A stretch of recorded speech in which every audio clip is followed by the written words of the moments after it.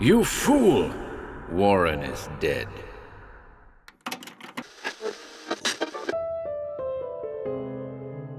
Welcome to HorrorBabble. Today, we've got a Christmas-themed weird tale in store for you called One Christmas Eve by the prolific British writer Elliott O'Donnell. This one first appeared in Weird Tales magazine in July 1934. This recording is dedicated to all of our Cthulhu and Yellow Level HorrorBabblers on Patreon, each of whom is named in the video description below. Stay tuned for this year's 12 Days of Christmas special, which will be kicking off on December 26th. Merry Christmas, folks.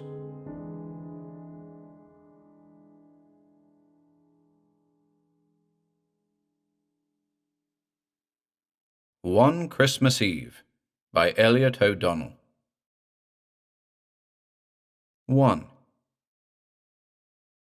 Poor Auntie May, I do feel sorry for her, said the little boy with the solemn eyes. His sister nodded her head dismally. So do I, Charlie, and I feel sorry for myself. Granny's temper is awful. There was a long pause after this, and both children gazed thoughtfully into the fire. I would rather have stayed at school for Christmas, the boy murmured, kicking the heel of his left foot. But for Auntie and you, I detest Granny. She is always scolding someone.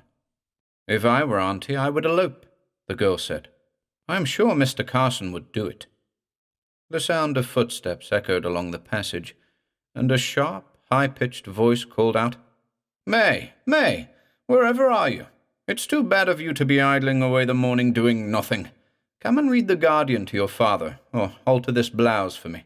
You know the dressmakers can never fit me. Oh, dear, sighed the little girl. Poor Auntie May. It's Granny. I really can't stand her temper today of all days. She is sure to scold me for something. So saying, the little girl gently stole to the door, placed her brown head against it for a moment, smiled assuringly in the direction of Charlie, and stole out.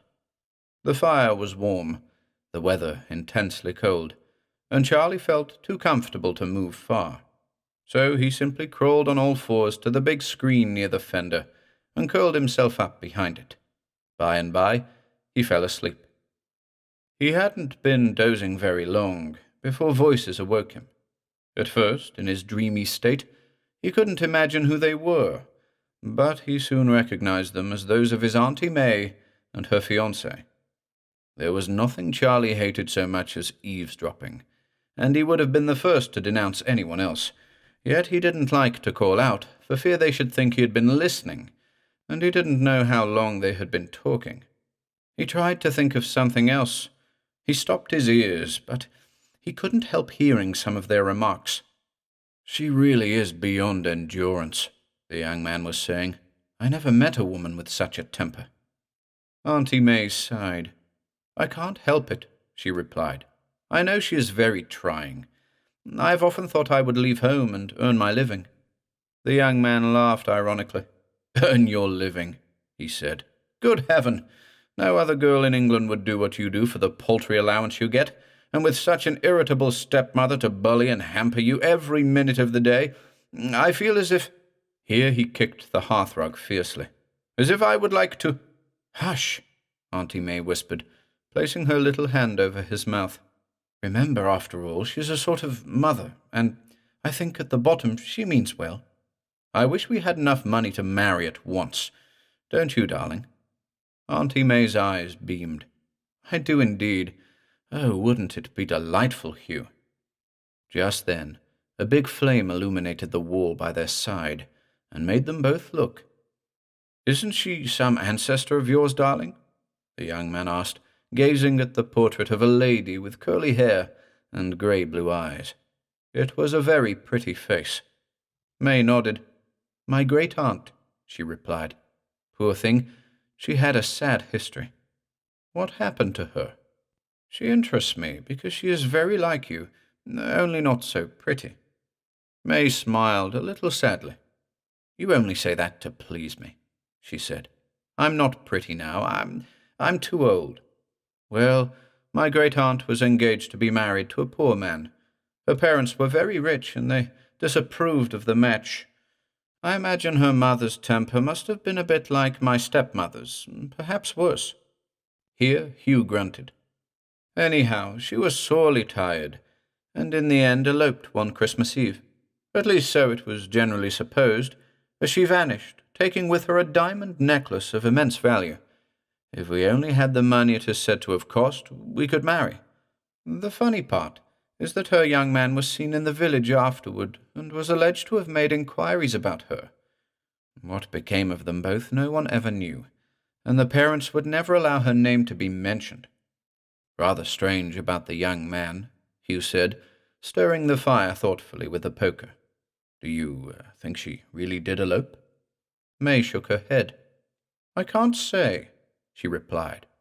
"Her parents declared that the young man was a bad lot and wouldn't have him near the house. It was snowing when she was supposed to have left home, and no footmarks or any other traces of her were to be found. If she didn't join the young man, where could she have gone? Perhaps she committed suicide. She was very unhappy, wasn't she?" May shuddered. "How horrible," she murmured. "And do you know, she is said to haunt the house on Christmas Eve, though I can't say I have ever met anyone who has seen her." Hugh caught hold of the little hand nearest to him and kissed it tenderly.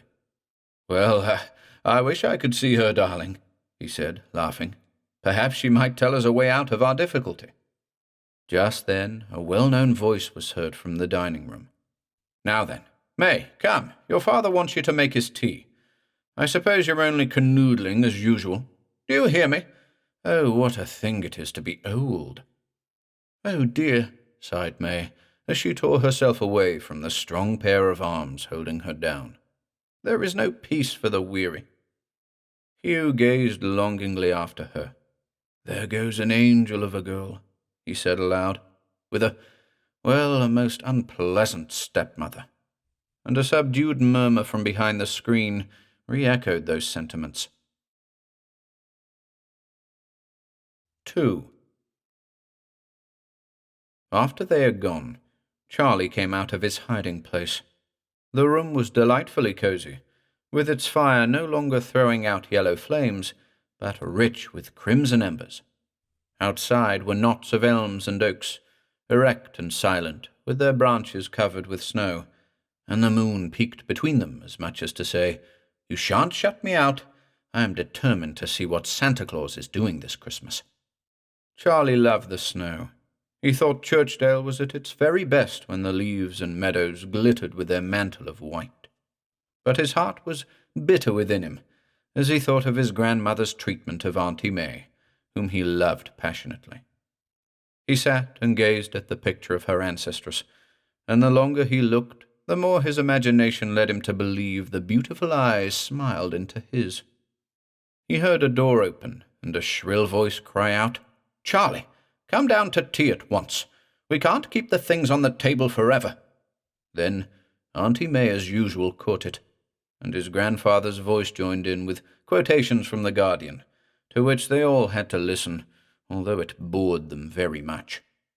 Then his granny came out and stood at the foot of the stairs, and called louder than before.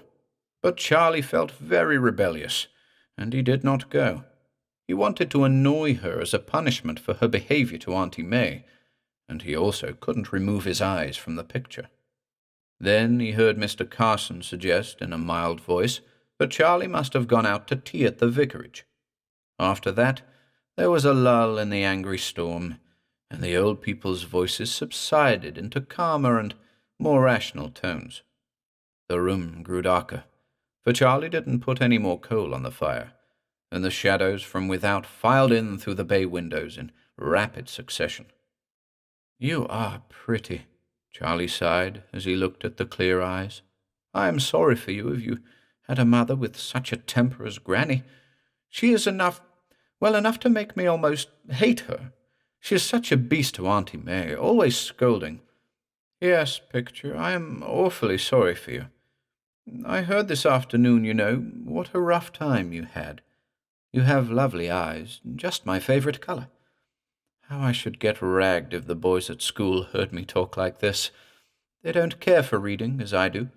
I think most of them will be doctors or lawyers or some such things. But I couldn't stand anything like that. I shall be a poet or an author, and make a name that will go down to— I don't know what people call it, but I shall be in the papers and Idler and tip-top magazines like that. But I won't love anyone as I do you. Do you hear me, Picture? You are my first love. Granny says love at first sight is all rubbish. She told Auntie so. But she doesn't know everything, although she thinks she does. Oh, I wish you would help Auntie May. It is Christmas Eve, and they say you haunt the place tonight. I shouldn't be afraid if I saw you. Won't you come and talk to me? I would like to ask you to kiss me. You have such pretty lips, and it sounds a bit soft. And then a ghost couldn't touch one. At least one can't touch a ghost. It grew darker and darker, and the fire flickered out its farewell in a tiny yellow flame that shot up its fork-like head and licked the face on the wall. Charlie gave a little jump. The eyes were most certainly smiling at him now, and, why, good heavens, the hand moved. He bounded to his feet. The picture was holding out its hands to him to help it down. He didn't feel the least bit afraid, but took the outstretched hands in his own. They were so cold that they sent a chill right through him. The lady shook her curls from her forehead and leaped lightly to the ground. She didn't speak, so Charlie held his tongue. He felt horribly shy, too, for the lady looked lovely. He was struck with admiration for the empire gown she was wearing. Putting one finger on her lips to enjoin silence, she glided to the conservatory door, and Charlie, who remembered the duties of a gentleman, hurried to open it for her. To his surprise, she passed right through it, and was waiting for him on the other side. She smiled assuringly at him, and his momentary fear departed. He followed gladly after her, and though he had neither overcoat, hat, nor boots, he was unconscious of the cold. She passed through the conservatory as if she was familiar with every inch of it, and then out onto the lawn, where the snow lay thick. He kept close to her heels, and she led him down the avenue, dark, save for the few patches of light made by the moon. Finally, she struck off to the right, down a path he seldom visited, and came to a halt in a tiny siding. Before her lay a dark hole overgrown with bushes and brambles. She pointed to it, and Charlie saw great tears in her eyes, while her lips moved as if she was talking to him. He knew she was in trouble, and a wave of love and pity swept through him. He sprang forward, forgetting the death trap before him. But she anticipated his movement, and he felt, for the second time, cold hands stretched out to save him. "Oh, kiss me," he whispered. "Just one, for you are too lovely for anything." It seemed to him then that something icy cold fell on his cheeks, just like the salt spray of the sea, and the next moment he was in her arms. A wild paroxysm of happiness surged through him, a joy so intense and restful that the feeling of it came back to him again and again in the grey days of his manhood. A drowsiness crept over him, and though he struggled hard to keep awake to see her face, it was without avail. He sank swiftly to sleep. When he awoke, someone was bending over him. It was Auntie May, and he was lying on the hearthrug beneath the picture. 3. "I wonder if there is anything in it?" Auntie May asked herself as Charlie finished his tale. "I'm afraid it was only a very pretty dream, dear," she added aloud. "See, there is the picture in its old place." Charlie raised his eyes. Yes, what Auntie said was true.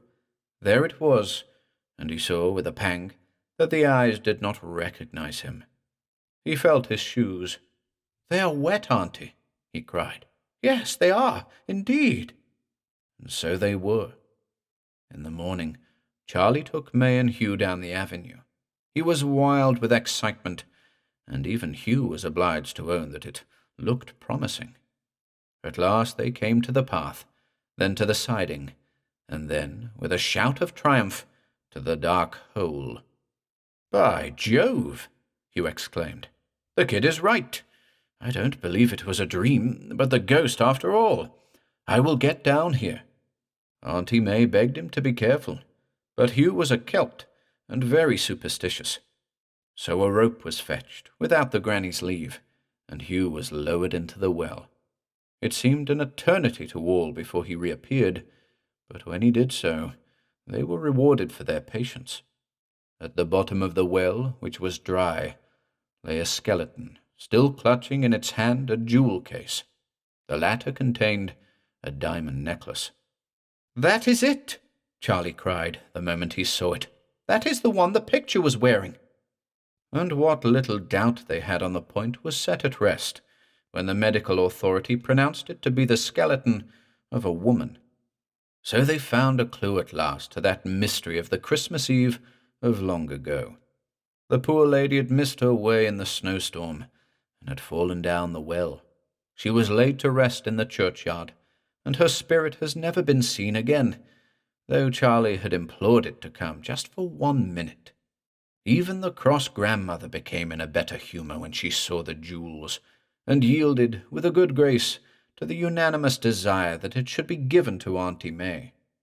It was, and with the money it fetched, a substantial wedding dower was provided for the young bride.